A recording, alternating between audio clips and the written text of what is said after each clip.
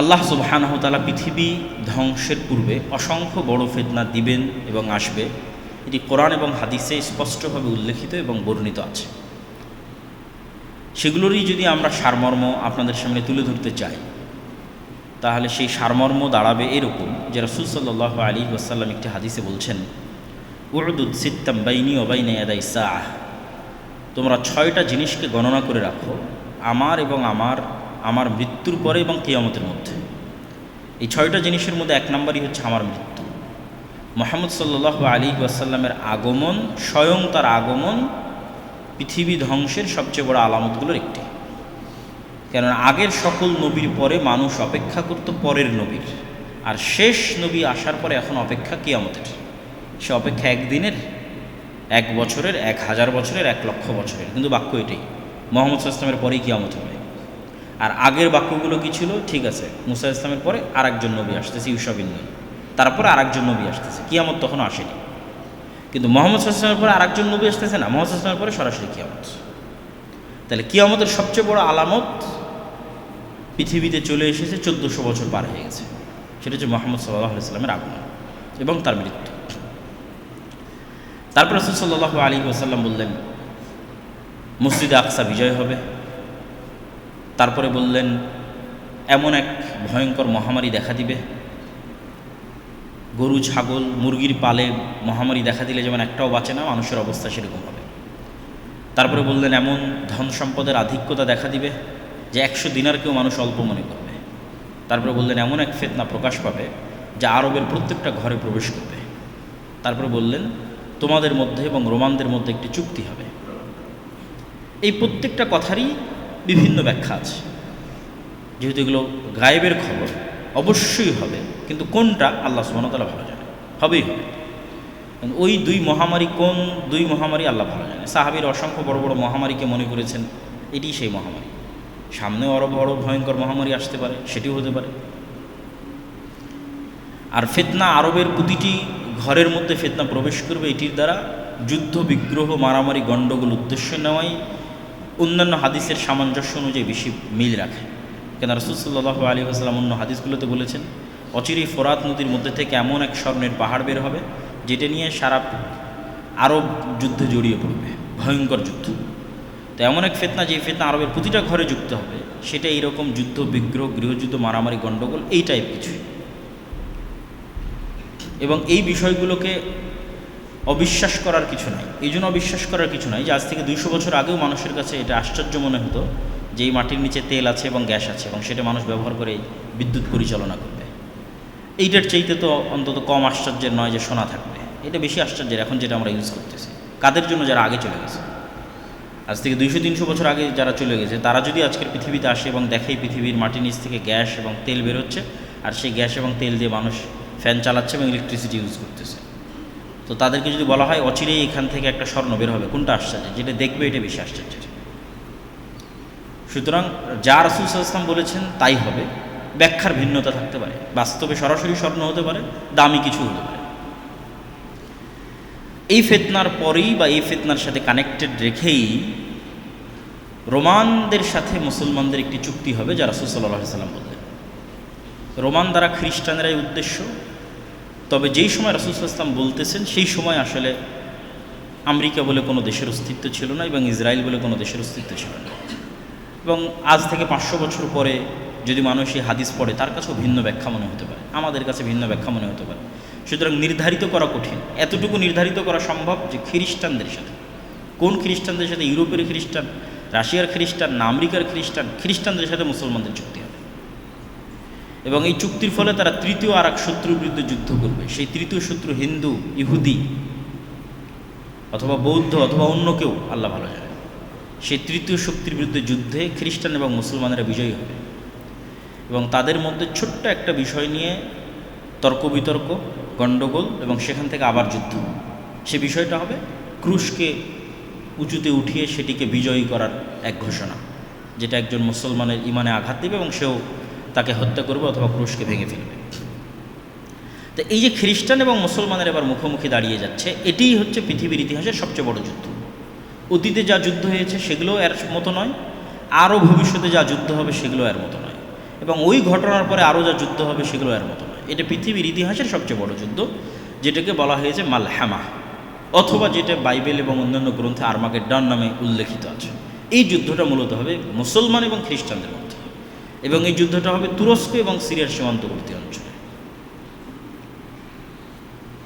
তো এই ভয়ঙ্কর যুদ্ধের বর্ণনা দিতে গিয়ে রাসূলুল্লাহ সাল্লাল্লাহু আলাইহি ওয়াসাল্লাম বলেছেন যে এই ভয়ঙ্কর যুদ্ধ কিছু বর্ণনায় আছে 4 দিন, কিছু 5 দিন, কিছু 6 দিন। এবং এই ভয়ঙ্কর যুদ্ধে এত বেশি মানুষ মারা যাবে যে 1 মাস যদি একটা পাখি আকাশে উড়ে তবুও লাশের সারি শেষ করতে পারবে না, এবং মানুষ গনিমতের মাল পেয়ে খুশি হবে না এই জন্য যে ওয়ারিস নাই। 100 জন যদি একটা বংশে থাকে, 99 জনই মারা গেছে, তাহলে ওয়ারিস কে হবে? ওয়ারিস তো নাই। সুতরাং কী নিয়ে সে আনন্দ হবে? কার সাথে জিনিস ভাগ বাটোয়ারা করবে? এই জন্য গনিমতের মাল পেয়েও সন্তুষ্ট হবে না, খুশি হবে না। এত ভয়ঙ্কর যুদ্ধ হবে। এই যুদ্ধের কথা বলতে গিয়ে রাসূলুল্লাহ সাল্লাল্লাহু আলাইহি সাল্লাম বলেছেন, মদিনা থেকে তৎকালীন বিশ্বের সবচেয়ে আল্লাহওয়ালা, তাকওয়াবান, পরহেজগার, সর্বশ্রেষ্ঠ মানুষরা বেরিয়ে আসবে এই যুদ্ধে অংশগ্রহণ করার জন্য, এবং তারা তাদের শাম, সিরিয়ার ভাইদের সাথে কাঁধে কাঁধ মিলিয়ে এই যুদ্ধে অংশগ্রহণ করবে। এই যুদ্ধের কথা বলতে গিয়ে রাসূলুল্লাহ সাল্লাল্লাহু আলাইহি ওয়াসাল্লাম আরও যেটি বলেছেন যে এই যুদ্ধের শেষে মুসলমানেরা বিজয়ী হবে, এবং বিজয়ী হওয়ার পরেই তারা কুস্তুনতুনিয়া বিজয় করবে।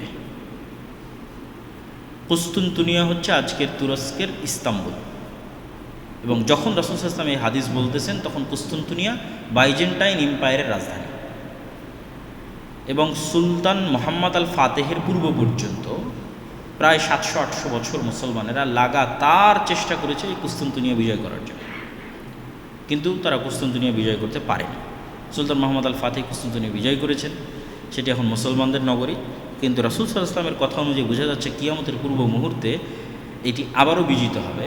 ফলত কিয়ামতের পূর্ব মুহূর্তে এটি হাতছাড়া হওয়ারও সম্ভাবনা আছে, যেহেতু আবার বিজিত হবে। এবং এই কুস্তুনতুনিয়া বিজয়ের কথা রাসূল সাল্লাল্লাহু আলাইহি ওয়াসাল্লাম আর এক হাদিসে এইভাবে উল্লেখ করছেন যে লা তাকুমুস সাআহ, ততদিন পর্যন্ত কিয়ামত হবে না যতদিন না ইসহাক আলাইহিস সালাতু ওয়াস সালামের বংশের 70,000 মানুষ এমন এক শহরে যুদ্ধ না করে যেই শহরের এক পাশে সমুদ্র এবং আর এক পাশে সমতল, জানিবুহাল বার ও জানিবুহাল বাহার, এক পাশে সমুদ্র আর এক পাশে সমতল, ইসহাক আলাইহিস সালাতু ওয়াস সালামের বংশের। এই হাদিস থেকে বোঝা যায় যে আসলে ইসহাক আলাইহিস সালাতু ওয়াস সালামের বংশের আর কেউ এখন ইহুদি নাই। ইসহাক আলাইহিস সালাতু ওয়াস সালামের বংশের সবাই মুসলমান হয়ে গেছে। ফলত আজকের যারা নিজেদেরকে ইহুদি দাবি করতেছে তারা ব্লাডলি, রক্তগতভাবে ইব্রাহিম আলাইহিস সালাতু ওয়াস সালামের সাথে কানেক্টেড নয়, এবং এটা জেনেটিক্যালিও প্রুফ করা সম্ভব। কীভাবে? ইব্রাহিম আলাইহিস সালাতু ওয়াস সালাম হচ্ছেন সেমিটিক, সাম, এবং ইব্রাহিম আলাইহিস সালামের 2 ছেলে ইসহাক এবং ইসমাইল, তারাও হচ্ছে নূহ আলাইহিস সালাতু ওয়াস সালামের সন্তান, সামের বংশধর। ফলত তাদের গায়ের রং, আজকের আরব এবং আজকের ফিলিস্তিনের যে গায়ের রং, সেই গায়ের রং হচ্ছে তাদের গায়ের রং। তাহলে যারা নিজেকে ইব্রাহিম আলাইহিস সালাতু ওয়াস সালামের সন্তান দাবি করবে তাদের গায়ের রঙের সাথে গায়ের রঙে মিল থাকতে হবে। ইউরোপের সাদা চামড়া, যেটা ইয়াফেস, নূহ আলাইহিস সালাতু ওয়াস সালামের বংশধর ইয়াফেসের গায়ের রঙের সাথে মিলে, সেই সাদা চামড়ার কেউ এসে দাবি করবে যে আমি ইব্রাহিমের সন্তান, এটা জেনেটিক্যালি মেলে না। এবং এটার উপর অনেক লম্বা আলোচনা আছে, এবং ঐতিহাসিকভাবে প্রমাণ করা আছে যে আজকের ইহুদিরা কোনোভাবেই ইব্রাহিম আলাইহিস সালাতু ওয়াস সালামের বংশধর নয়। আর এই হাদিসে রাসূল সাল্লাল্লাহু আলাইহি ওয়াসাল্লাম স্পষ্ট করে দিয়েছেন ইসহাক আলাইহিস সালাতু ওয়াস সালামের বংশের 70,000 মানুষ আল্লাহ সুবহানাহু ওয়া তাআলার রাস্তায় যুদ্ধ করবে এমন এক শহরে, যে শহরের এক পাশে সমুদ্র এবং এক পাশে সমতল, এবং এই শহর কোনো অস্ত্র দিয়ে বিজয় হবে না। এই শহর বিজয় হবে মুজাহিদদের মুখের ধ্বনিতে, আল্লাহু আকবার, লা ইলাহা ইল্লাল্লাহ, এই আওয়াজে দেওয়াল পড়ে যাবে এবং বিজয় হবে। তো ব্যাখ্যাকারগণ এই শহরকে অধিকাংশই লিখেছেন যে এই শহর হচ্ছে ইস্তাম্বুল, যেটা ওই যে যুদ্ধ হচ্ছে ভয়ঙ্কর যুদ্ধ, ওই যুদ্ধের পরে বিজয় হবে। আবার কেউ কেউ লিখেছেন এই শহর হচ্ছে ইতালির রাজধানী রোম, কেননা কিছু কিছু হাদিসে, যদিও ওই হাদিসগুলো জয়ীফ, কিছু কিছু হাদিসে রোম শব্দটা আছে। রাসূল সাল্লাল্লাহু আলাইহি ওয়াসাল্লামকে জিজ্ঞেস করা হচ্ছে, এটা জয়ীফ হাদিস, যে আল্লাহ নবী মুসলমানের আগে কুস্তুনতুনিয়া বিজয় করবে না আগে রোম বিজয় করবে?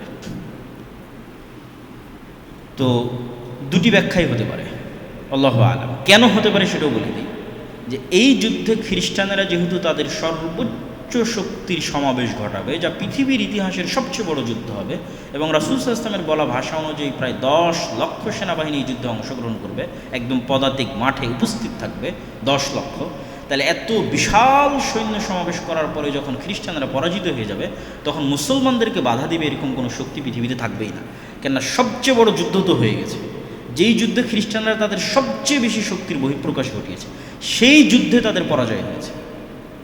ফলত এখন সামনে বাধা দানকারের কেউ নাই, এখন শুধু বিজয় আর বিজয়। সেই বিজয় ইস্তাম্বুল হতে পারে, সেই বিজয় ইতালির রাজধানী রোম হতে পারে, সেই বিজয় পুরো ইউরোপ হতে পারে। এবং এগুলো ঈসা আলাইহিস সালাম আসার পূর্বেই, দাজ্জাল আসার পূর্বেই। এই জন্য অনেক মানুষ যারা শুধু এই হতাশাতেই থাকে যে আর কিচ্ছু হবে না, যেই দিন ইমাম মাহদি আসবে সেই দিন হবে, যেই দিন ঈসা আলাইহিস সালাম আসবে সেই দিন হবে। কিন্তু হাদিসের কনটেক্সট বলতেছে যে দাজ্জাল আসার পূর্বেই, ঈসা আলাইহিস সালাম আসার পূর্বেই মুসলমানরা সারা পৃথিবী বিজয় করে নেবে। আমার এবং আপনার মতো সাধারণ মানুষেরা, নতুন কোনো নবী ছাড়া, নতুন কোনো কোরআন ছাড়া এবং নতুন কোনো হাদিস ছাড়া, নতুন কোনো নবী ছাড়া, নতুন কোনো নবীর সহচর্য ছাড়া, নতুন কোনো নবীর সোহবত ছাড়া, নতুন কোনো কোরআনের সোহবত ছাড়া, সহচর্য ছাড়া, নতুন কোনো হাদিসের সহচর্য ছাড়া, যেই কোরআন এবং যেই হাদিস আমাদের কাছে আছে, এই কোরআন এই হাদিস, এবং যেমন আমাদের মাঝে কোনো নবী নাই, এরকম কোনো নবীবিহীন অবস্থাতেই আমাদের মতো সাধারণ মানুষরা সারা পৃথিবী বিজয় করে নেবে এই কোরআন দিয়ে, এই হাদিস। এই জন্য কাজের অনেক কিছু আছে।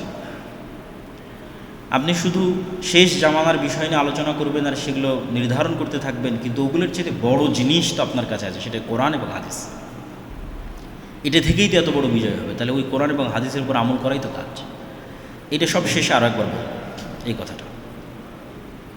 তো এই ঘটনার পরে যখন মুসলমানদের বিজয় অভিযান আর থামছে না, চলছেই, তখন এটাকে থামানোর জন্যই শয়তান আড়াল থেকে বলবে দাজ্জাল তোমাদের বাড়ি ঘরে প্রবেশ করে গেছে। এবং এটা হবে পৃথিবীর ইতিহাসের সবচেয়ে বড় শকিং নিউজ। এত বড় শকিং নিউজ পাওয়ার কারণে আর বিজয় অভিযান পরিচালনা না করে সবাই রিটার্ন ব্যাক করবে শামে, দামেস্কে, ফিলিস্তিনে, যে আসলেই দাজ্জাল আমাদের বাড়ি ঘরে ঢুকে গেছে কিনা। কিন্তু এটা মিথ্যা নিউজ, তখনও দাজ্জাল বের হয়নি। তারপরে যখন তারা ফিরে আসবে ততক্ষণে দাজ্জাল সত্যি বের হয়ে যাবে। এবং দাজ্জাল যখন বের হয়ে যাবে তখন এক নিমিষে, এক মিনিটে যেই মুসলমানেরা 10 লক্ষ বাহিনীর একটা বাহিনীকে পরাজয় করে কুস্তুনতুনিয়া, ইতালি, ইউরোপ, জেরুজালেম, ভারত সব বিজয় কমপ্লিট করে ফেলেছে, সেই মুজাহিদ বাহিনী দেখবে যে এক নিমিষে তাদের ক্ষমতা জিরো, তাদের পাওয়ার জিরো। কেননা দাজ্জাল যখন আসবে সে এক্সট্রা অর্ডিনারি অলৌকিক ক্ষমতা নিয়ে আসবে, এবং সেই এক্সট্রা অর্ডিনারি অলৌকিক ক্ষমতার সামনে তারা বেবাস, লাচার, কোনো ক্ষমতা, কোনো পাওয়ার তাদের থাকবে না। কেমন অসহায় তারা হয়ে যাবে, এত অসহায়ত্ব যে রাসূল সাল্লাল্লাহু আলাইহি ওয়াসাল্লাম ইরাক এবং শামের মধ্যবর্তী এক শহরের মধ্যে দিয়ে অতিক্রম করবে, তো কোনো এক শহরে গিয়ে বলবে তোমরা আমার প্রতি ঈমান আনয়ন করো, তো সেই শহরের মানুষ তার প্রতি ঈমান আনয়ন করবে। তখন ধন সম্পদ ওই শহরের মানুষের পিছনে এমনভাবে ছুটবে যেভাবে মৌমাছির চাকের সাথে লেগে থাকে। তারপরে আর এক শহরে গিয়ে দাজ্জাল বলবে তোমরা আমার প্রতি ঈমান আনয়ন করো, সম্ভাব্য ওই শহর দামেস্ক, শামের কোনো নগরী যেখানে মুসলমান এবং মুজাহিদরা বসবাস করতেছে, তারা বলবে যে না, আমরা তোমার প্রতি ঈমান আনয়ন করবো না। তখন আসমান এবং জমিনের ফসল উৎপাদনের ব্যবস্থাপনা তাদের জন্য এমনভাবে বন্ধ করে দেওয়া হবে যে তাদের কাছে খাবারের কোনো ব্যবস্থাপনাই থাকবে না। ফলত যেহেতু কোনো খাবারই উৎপন্ন হচ্ছে না, ঘাসও যেহেতু উৎপন্ন হচ্ছে না, ফলমূল শাকসবজি তো বহুদূরের কথা, ঘাসও যেহেতু উৎপন্ন হচ্ছে না, তখন বাঁচার জন্য তাদের বাড়িতে থাকা আগের যে ফার্নিচারগুলো আছে, কাঠ, টেবিল, সেগুলো চিবিয়ে চিবিয়ে এর মধ্যে থেকে রস বের করার চেষ্টা করবে, এবং এটাই খাদ্যদ্রব্য হিসেবে বানিয়ে বেঁচে থাকার চেষ্টা করবে। এই রকম অসহায় অবস্থায় চলে যাবে। এবং যেহেতু দাজ্জাল এক্সট্রা অর্ডিনারি ক্ষমতা নিয়ে এসেছে, পাওয়ার নিয়ে এসেছে, এবং এটা আল্লাহ সুবহানাহু ওয়া তাআলাই তাকে দিয়েছে, ফলত এখান থেকে ঈমান বাঁচিয়ে এইরকম কষ্টের মধ্যে টিকে থাকা এত সহজ হবে না। একমাত্র তারাই পারবে যাদের ন্যূনতম 1 টাকার প্রতিও অবৈধ লোভ নাই। আজকে আপনি আপনার নফসকে চেক করে দেখেন যে একটা অবৈধ টাকার প্রতি আপনার লোভ আছে কিনা, তাহলে নিশ্চিত জেনে থাকেন আপনি দাজ্জালের ফিতনা থেকে বাঁচতে পারবেন না। কেন দাজ্জাল যখন আসবে তখন সকল টাকা পয়সা দাজ্জালের কাছে, আর আপনাকে কিসের জন্য প্রস্তুত হবে? মরার জন্য। কিচ্ছু থাকবে না, টাকা পয়সা, না ধন দৌলত, না খাবার দাবার, না বাড়িঘর, মৃত্যু, সাক্ষাৎ মৃত্যু। তাহলে যার 1 টাকাও অবৈধর প্রতি লোভ আছে সে বাঁচতে পারবে না। এটাই হলো চেক পয়েন্ট যে আপনার ইমানের। তাহলে আপনার 1 টাকাও অবৈধ লোভের প্রতি যেন না থাকে, এবং আপনি মৃত্যুকে যেন ভয় না পান, বরং মৃত্যুকে আপনি জান্নাতে যাওয়ার ওসিলা মনে করেন। এইটার জন্যই তো ওই 2টা ঈমান লাগবে, যে 2টা ঈমানের আলোচনা আমরা শুরুতে করেছি। পুনরুত্থানের প্রতি মজবুত বিশ্বাস এবং আল্লাহর প্রতি মজবুত ঈমান, এই 2টা ছাড়া কেউ এই স্যাক্রিফাইস করতে পারবে না। যে মৃত্যু ভয় নয়, মৃত্যু কি? জান্নাতে যাওয়ার মাধ্যম। ফলত আনন্দের সাথে সে মৃত্যুকে অ্যাকসেপ্ট করবে, এবং দাজ্জালের যেটা জাহান্নাম হবে সেটার মধ্যে ঢুকে যাবে, আর দাজ্জালের যেটা জান্নাত হবে সেটাকে ধোঁকা মনে করবে। এই লেভেলের ইমান সে কোথায় থেকে অর্জন করবে? এই লেভেলের ইমান ছিল আসহাবুল উখদুদের ইমান, আসহাবে কাহাফের ইমান। আসহাবে কাহাফ তাদের ইমান বাঁচানোর জন্য সারা পৃথিবী থেকে ডিসকানেক্টেড হয়ে গেছে, যে আমরা ইমান বিক্রি করব না, কিন্তু সারা পৃথিবী থেকে ডিসকানেক্টেড, আলাদা গুহায় গিয়ে আশ্রয় নিয়েছে। এই জন্য বলা হয়েছে দাজ্জালের ফিতনা থেকে বাঁচতে চাইলে সূরা কাহাফ বা সূরা কাহাফের প্রথম 10 আয়াত, এখানে সূরা কাহাফের মধ্যে অনেক শিক্ষণীয় লার্নিংস, টিচিংস আছে, এবং কোরআনের সবচেয়ে ব্যতিক্রম 4-4টা ঘটনা এই সূরা কাহাফের মধ্যে উল্লেখ করা আছে। এত ব্যতিক্রম কোরআনে যত ঘটনা উল্লেখ করা আছে তার মধ্যে সবচেয়ে ব্যতিক্রম ঘটনা হলো এগুলো। যেমন জুলকারনাইনের সাথে ইয়াজুজ মাজুজের সাক্ষাৎ, যেই ইয়াজুজ মাজুজ আবার পৃথিবীতে আসবে, এটা একটা ব্যতিক্রম ঘটনা। জুলকারনাইন কোথায় গেল, কোথায় ইয়াজুজ মাজুজকে পেল, আর কোথায় তাদেরকে আড়াল করে রাখলো। তারপরে আসহাবে কাহাফের ঘটনা, তারপরে হচ্ছে খিজির আলাইহিসসালাতু ওয়াসসালামের সাথে মুসা আলাইহিস সালামের সাক্ষাতের ঘটনা। এটা আরও আশ্চর্যের যে মুসা আলাইহিস সালাম দাবি করছে তিনি সবচেয়ে জ্ঞানী, আল্লাহ বলছে না, আমার আরও একজন জ্ঞানী বান্দা আছে। কোথায়? আল্লাহ কোনো শহর বলে না, গ্রাম বলে না, লোকেশন এক্সাক্ট বলে না, বলে মাছ নাও, সমুদ্রের ধার দিয়ে হাঁটতে থাকো, যেখানে জীবিত মরা মাছ জীবিত হয়ে যাবে সেখানে পাবা।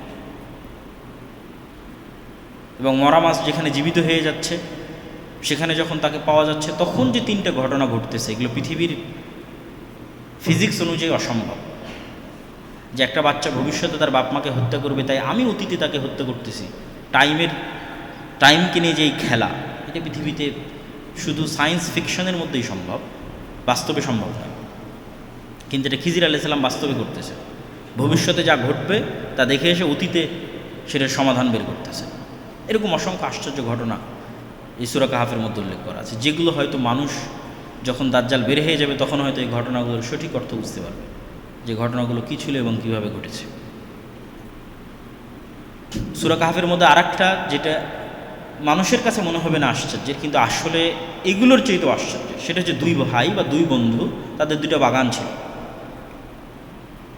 একজন বাগানের মধ্যে ঢুকে বলল, আল্লাহ সুবহানাহু ওয়া তাআলা কোরআন মাজিদে বলতেছেন যে সে বাগানের মধ্যে ঢুকে বলতেছে, ওমা আযুন্নু সাআতা কায়িমা, আমি মনে করি না যে কোনোদিন কিয়ামত হবে,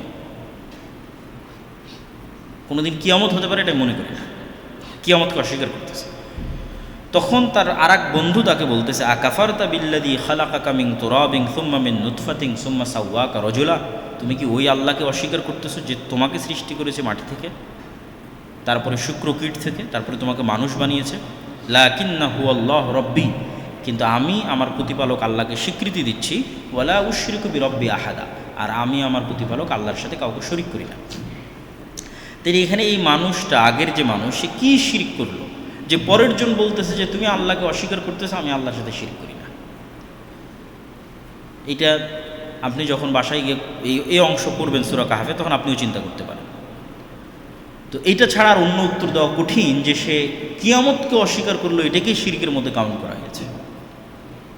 বলে আযুন্নু সাআতা কায়িমা, আমি মনে করি না যে কোনোদিন কিয়ামত হবে। মানে বিশাল বাগান, বাগানের আলিশান শান শৌকত মর্যাদা দেখে তার মনে হয় না যে আর কোনোদিন কিয়ামত হতে পারে।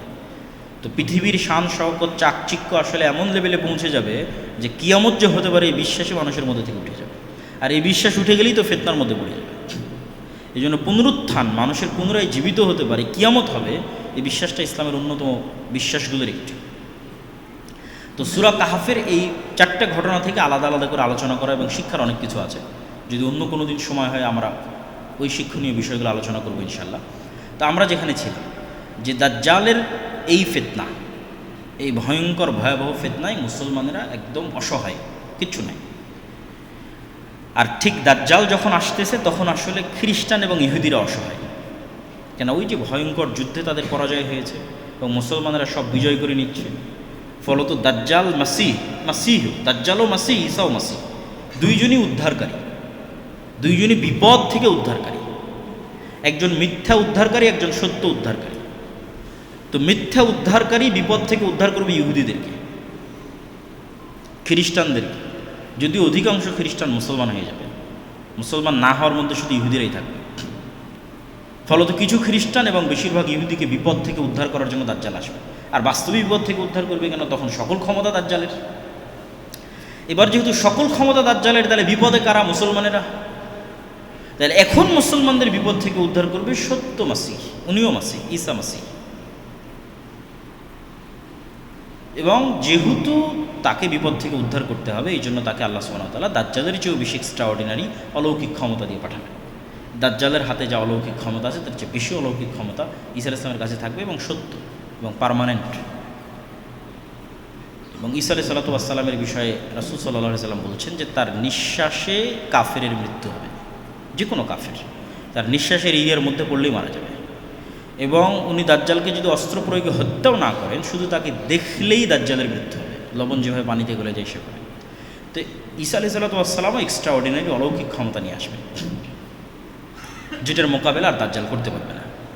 ফলত মিথ্যার সামনে যখন সত্য উপস্থিত হয়, তখন যা হওয়ার তাই হবে। মিথ্যা মাসিহের সামনে যখন সত্য মাসিহ উপস্থিত হবে, তখন তার সকল মিথ্যার জাল ফাঁস হয়ে যাবে এবং সে পরাজিত হবে, তাকে হত্যা করবে ঈসা আলাইহিস সালাম নিজে হাতে। এবং ওই যে ইহুদিরা বিভিন্ন পাথর এবং গাছের আড়ালে আশ্রয় নেবে, ওই ঘটনা এখন ঘটবে। সকল হাদিসকে মিলালে এই ঘটনা এখনই ঘটবে, যে দাজ্জালের সাথে যে 70,000 আসপাহানের ইহুদিরা থাকবে, এরা তখন দাজ্জালের মৃত্যুর পর বিভিন্ন পাহাড়ের গুহায়, পাথরে, গাছের আড়ালে লুকাবে। তখন ওই যে অলৌকিকত্ব একবার প্রকাশ পেয়ে গেছে, গায়েবের অলৌকিকত্ব একবার প্রকাশ পেয়ে গেছে, ওইটা আরও বিভিন্ন জায়গায় দেখা যাবে। তখন গাছ এবং পাথরও বলা শুরু করবে, ইয়া আব্দাল্লাহ, হে আল্লাহর বান্দা, আসো, এখানে একজন ইহুদি লুকিয়ে আছে, তাকে হত্যা করো। এবং যেই পৃথিবীর সবচেয়ে বড় ফিতনা, যে ঈসা আলাইহিস সালামের হাত দিয়ে ধ্বংস হলো, সেই ঈসা আলাইহিস সালামকে আল্লাহ সুবহানাহু ওয়া তাআলা বলবেন, এখন যে ফিতনা আসবে সেটা তুমিও মোকাবেলা করতে পারবে না, এটা যে ইয়াজুজ মাজুজের ফিতনা। তাহলে পৃথিবীর সবচেয়ে ভয়ঙ্কর ফিতনা দাজ্জালের ফিতনা, যা মোকাবেলা করতে পারেনি স্বাভাবিক মুমিন মুজাহিদরা, যারা কোনো নবী ছাড়াই, কোনো নতুন কোরআন এবং নতুন হাদিস ছাড়াই সারা পৃথিবী বিজয় করে ফেলেছে। তারা দাজ্জালের ফিতনার সামনে তাদের ঈমান ধরে রাখতে পারবে, কিন্তু দাজ্জালের সাথে ফাইট দিতে পারবে না।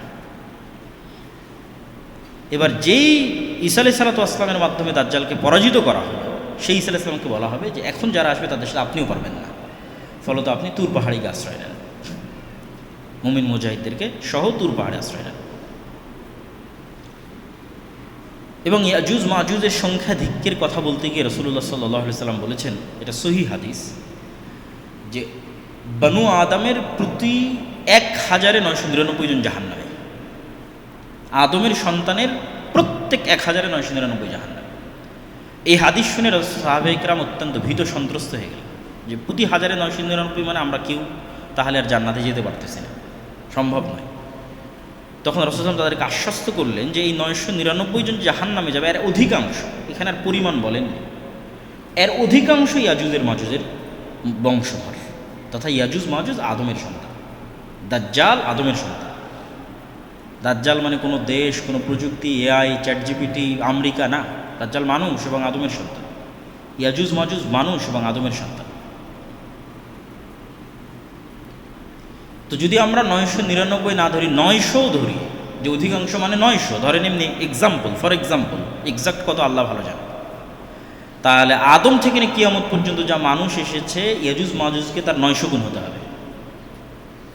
এখনকার 600 কোটি মানুষের 900 গুণ নয়, আদম থেকে নিয়ে কিয়ামত পর্যন্ত যা মানুষ আসবে তার 900 গুণ হচ্ছে ইয়াজুজ মাজুজ। তাহলে তাদের সংখ্যা কত বিশাল হতে পারে, কত ব্যাপক হতে পারে। তো এখানে একটা প্রশ্ন স্বাভাবিকভাবে মানুষের মনে উত্থাপিত হয়, যে কোথায় সেই দাজ্জাল আর কোথায় সেই ইয়াজুজ মাজুজ, এখন কেন তাদেরকে আমরা দেখি না? বিশেষ করে বিজ্ঞানের এই উৎকর্ষতা, বিজ্ঞানের এই সফলতা মানুষকে অনেক সময় এই বিষয়গুলোকে অস্বীকার করার দিকে নিয়ে যায়। অথচ আমি চিন্তা করি যে মানুষ যদি উল্টা দিক থেকে চিন্তা করে, সায়েন্সকে এই অ্যাঙ্গেলে চিন্তা না করে, ভিন্ন অ্যাঙ্গেলে চিন্তা করে, তাহলে মানুষ চিন্তা করতে পারবে যে মানুষ যদি এত দূর করতে পারে, আল্লাহ তাহলে কত দূর পারে। তখন অ্যাঙ্গেলটাই ভিন্ন হয়ে যাবে, চিন্তা করার স্টাইলটাই ভিন্ন হয়ে যাবে। যে আপনি সায়েন্সকে দেখে পরকাল এবং কিয়ামতকে অস্বীকার করবেন না, আরও পরকাল চাক্ষুষ দেখতে পাবেন, যে মানুষই এই করতে পারছে, তার আল্লাহ কী করতে পারে। আমার ফিঙ্গারপ্রিন্ট দিয়ে পুলিশ ধরে ফেলতেছে, ফরেন্সিক রিপোর্ট দিয়ে পুলিশ ধরে ফেলছে, এই রিভলভার আমি ইউজ করেছি, এটা যে মানুষ করতে, আল্লাহ কী করতে পারে কিয়ামতের মাঠে। তো চিন্তার ধরনটা পাল্টালে বর্তমান যে সায়েন্স এটা আপনাকে আরও গায়েবকে চোখে দেখার সুযোগ দেবে। আজ থেকে 200 বছর আগের মানুষ এগুলো দেখার সুযোগ পেত না, তাহলে এগুলো তাদের জন্য গায়েব ছিল, আপনি তো গায়েব চোখে দেখতেছেন। তো ফলত আপনার ঈমান আরও মজবুত হওয়া উচিত। তো স্পেসিফিক এটার যেটা উত্তর সেটা হচ্ছে যে আল্লাহু আলা কুল্লি শাইইন কাদির, আল্লাহ সকল কিছুর উপর ক্ষমতাবান। ফেরেশতা এবং জিনের অস্তিত্বের উপর বিশ্বাস করা যেমন আমাদের ঈমানের অংশ, অথচ আমরা তাদের দেখি না, কেন প্রত্যেকটা সৃষ্টিকে আল্লাহ সুবহানাহু ওয়া তাআলা তার নিজস্ব সীমাবদ্ধতার মধ্যে রেখে দিয়েছে। একটা পিঁপড়ার দেখার সীমাবদ্ধতা আর একটা মানুষের দেখার সীমাবদ্ধতা এক নয়, একটা সাপের দেখার সীমাবদ্ধতা আর একটা মানুষের দেখার সীমাবদ্ধতা এক নয়। ফলত সবার কাছেই একজন আর একজনের হুবহু ওই রকম নয়, যে আমি আমাকে যেমন মনে করতেছি পিঁপড়া আমাকে ঠিক সেরকমই মনে করে, এটা সম্ভব নয়। পিঁপড়ার কাছে পৃথিবীর সঙ্গে আমার দৃশ্য, এই পৃথিবীর স্টাইল ভিন্ন, তার সীমাবদ্ধতার মধ্যে সে আছে, মাছের সীমাবদ্ধতার মধ্যে সে আছে। সবাইকে আল্লাহ এক একটা সীমাবদ্ধতার মধ্যে রেখে দিয়েছে। এগুলো এক একটা আলাদা আলাদা জগৎ। পিঁপড়ার জগৎ আলাদা, সাপের জগৎ আলাদা, মাছের জগৎ আলাদা, ঠিক সেরকম ফেরেশতা এবং জিনদের জগৎ আলাদা। ওরা যেমন আমাদের লেভেল পর্যন্ত পৌঁছতে পারতেছে না, আমরা তেমন ওদের লেভেল পর্যন্ত পৌঁছতে পারবো না, ডাইমেনশন ভিন্ন। অথচ ওরা আমাদেরকে দেখাচ্ছে পরিপূর্ণরূপে দেখতে পাচ্ছে, ঠিক আমরা যেমন পিঁপড়াকে পরিপূর্ণরূপে দেখতে পাচ্ছি, অথচ পিঁপড়া তার পাল্টা আমাকে পরিপূর্ণরূপে আমাকে অ্যানালাইসিস করতে পারতেছে না। তো এই স্টাইলেও আল্লাহ সুবহানাহু ওয়া তাআলা রেখে দিতে পারেন। আল্লাহ ভালো জানেন আল্লাহ সুবহানাহু ওয়া তাআলা কীভাবে রেখেছেন।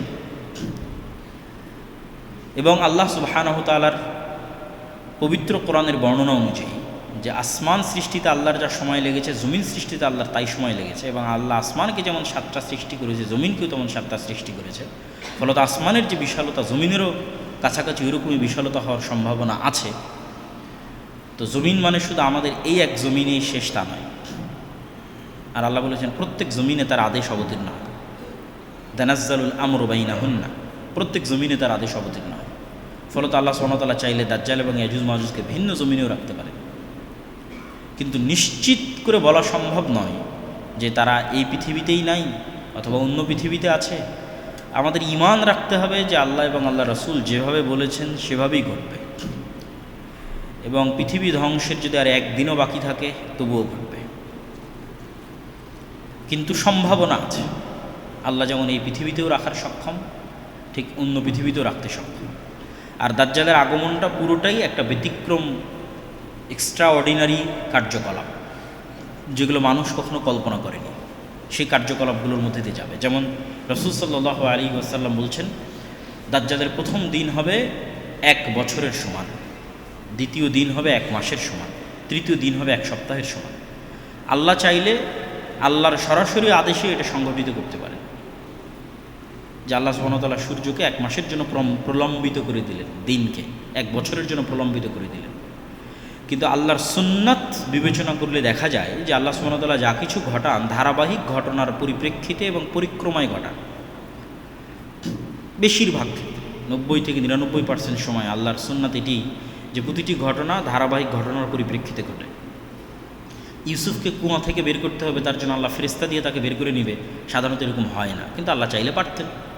ওটাও একটা ঘটনার মাধ্যমে ঘটবে। একদল মানুষের খাবারের প্রয়োজন, পানির প্রয়োজন, তারা দেখতেছে ওখানে পাখি উঠতেছে, তাহলে ওখানে মনে হয় পানি আছে, সেই কুয়াতে যাবে, সেখানে বালতি ফেলবে, দেখবে একটা বাচ্চা বেরিয়ে আসলো ইউসুফ।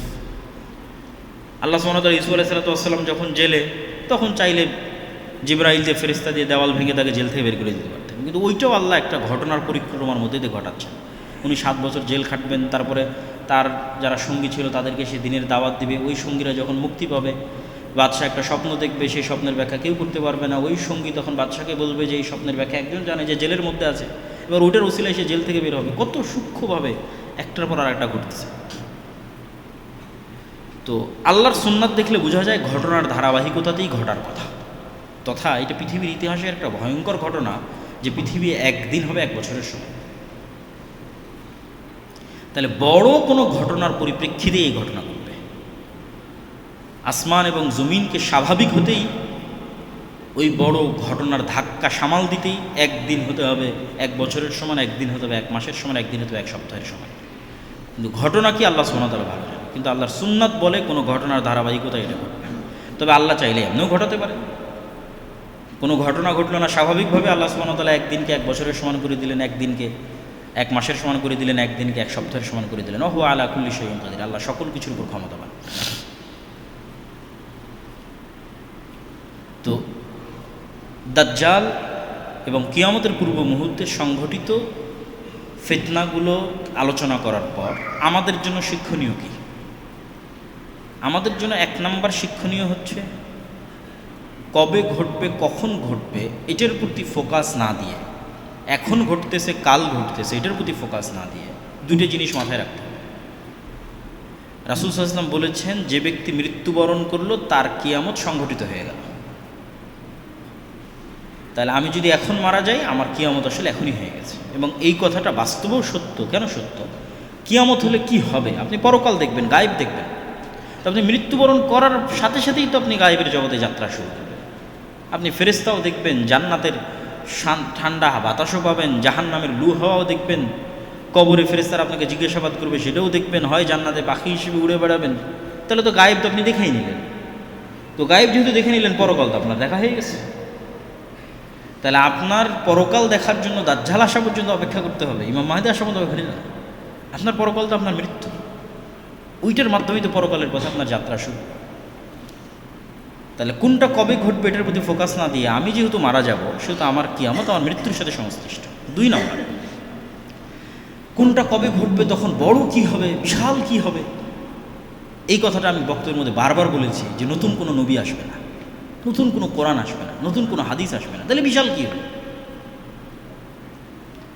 যদি এরকম হতো যে হ্যাঁ দাজ্জাল আসবে, এখন নতুন একজন নবী আসবে, নতুন একটা কোরআন আসবে, তাহলে অনেক বিশাল কিছু হতো।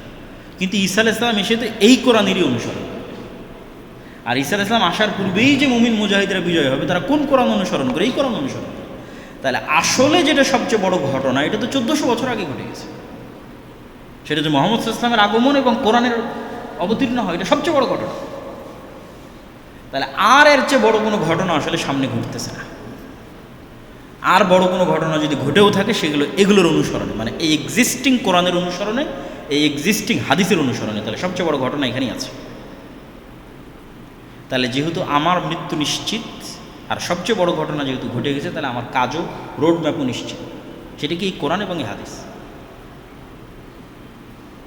এবং যারা আজকের যুগের প্রোডাক্টিভিটি নিয়ে কাজ করে, তারা এটা নিয়ে খুব গবেষণা করেছে যে মানুষ যদি তার প্রভাবিত এরিয়া নিয়ে কাজ করে দ্রুত সফল হয়, আর মানুষ যদি তার প্রভাবের বাইরের এরিয়া নিয়ে কাজ করে তাহলে ব্যর্থ হয়। ধরেন ইরান এবং আমেরিকা যুদ্ধ করে কী হবে, এটাতে আপনি কোনো প্রভাব রাখতে পারবেন না, কোনো চেঞ্জিং আনতে পারবেন না ইরান এবং আমেরিকার যুদ্ধের মধ্যে। কিন্তু আপনি এখন সকালবেলা উঠে 10টা আয়াত তেলাওয়াত করলে আপনার নেকিতে 10টা নেকি যুক্ত হবে, ফজরের সালাত আদায় করলে নেকি যুক্ত হবে। আপনি আপনার ব্যবসায় যদি আরও ফোকাস রাখেন, 10টা টাকা ইনকাম হবে। তাহলে আপনার চেঞ্জিং আনার ক্ষমতার এরিয়া কতখানি, ওইটার প্রতি আপনি যত ফোকাস দেবেন তত আপনি সফল হবেন, পরকালেও দুনিয়াতে। আর যেই জায়গার মধ্যে আপনি কোনো চেঞ্জিংই আনতে পারবেন না, সেটার প্রতি আপনি যত ফোকাস দেবেন শুধু সময় নষ্ট। ওই পেপার, পত্রিকা, ভিডিও, ইউটিউব, ফেসবুক দেখেই ওই পর্যন্ত শেষ, সময় নষ্ট।